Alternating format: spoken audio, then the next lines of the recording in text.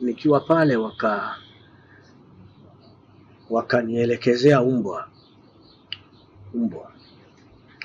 Kulikuwa na maaskari wawili wenye umbwa.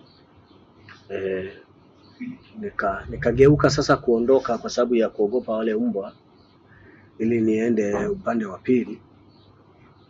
Nikataka kuvuka ng'ambo ya barabara. Wale umbwa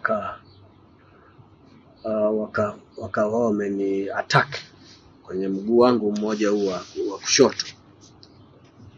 Naweza mkaona kuna majeraha yako mbele hapa na nyuma. Mbwa akawa amenikamata. Sijafanikiwa kumsaidia yule dada, nilisikia anaitwa ni Eliza, yes, a white girl. Mbwa akawa amenikamata pale.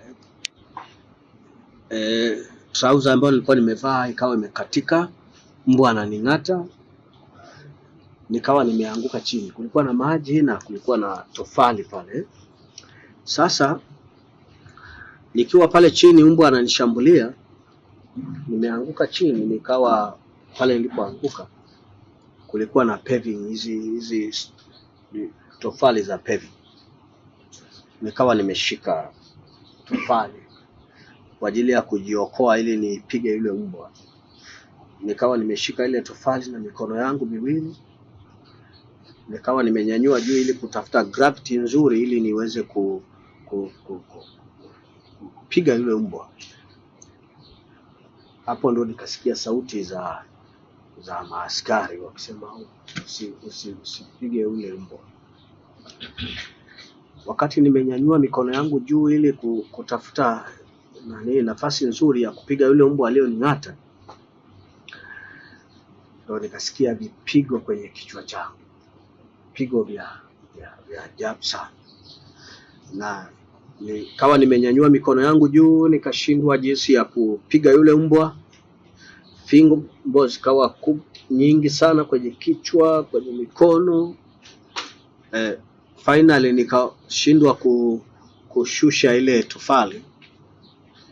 Nikawa nimepigwa sana, nikadondoka pale. Damu zikawa zinavuja. Kitu nilichokiona kwenye mikono yangu ni damu zimejaa. Nikawa nimekaa pale na mbwa wakawa wananing'ata kwenye miguu, na wakaleta mbwa mwingine kushughulika na mkono wangu, mguu wangu mwingine huu wa pili. Miguu ina majeraha, mnaweza mkaona tu mbele nyuma. Kitu kilichonishangaza sana, wale askari walikuwa tayari kusaidia mbwa, lakini sio mimi. Walikuwa tayari kusaidia mbwa yule nisimpige, lakini mimi nipate majeraha. Kwa hiyo zile fimbo zilipotua kwenye kichwa, damu zikawa zinatoka sana pale.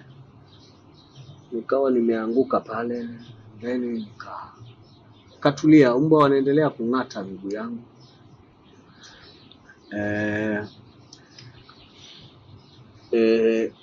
Baada ya muda kidogo,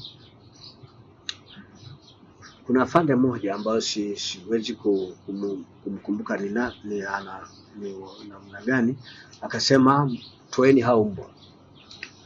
Wale mbwa wakawa wametolewa. Nikawa navuja damu kwenye miguu, mikono. Wale mbwa wakawa wamewatoa. Nikawa niko pale.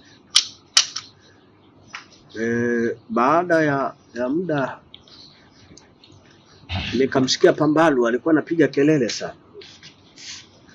Sasa hiyo nilikuwa bado sijapoteza fahamu.